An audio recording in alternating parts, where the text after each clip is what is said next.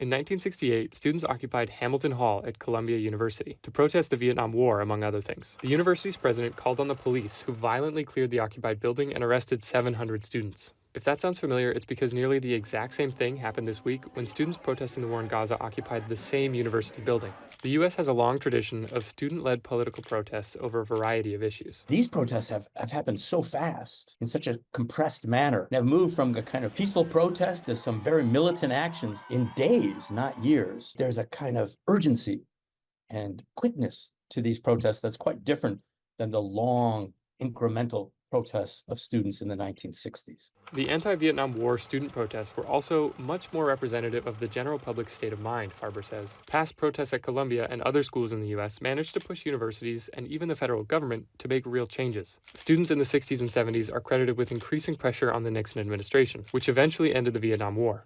Anti-apartheid student protesters in the 70s pushed universities to divest from businesses that had dealings with South Africa's minority white government. Now, student activists are demanding that schools cut financial ties with Israel and divest from companies that enable the war in Gaza. But can they expect to achieve the same success as previous protesters? For students, I think the other issue is to be very mindful of what's their goals. I think this happened with the anti-war protests, where students sometimes forgot that the point of the exercise was to convince others that U.S. policy was wrong. Here, too, I sometimes worry that students in their passions are forgetting their goal, which I gather would be to get their universities to divest from supporting Israel in any manner whatsoever, and perhaps even more importantly, to change the opinions of Americans, and certainly American policy.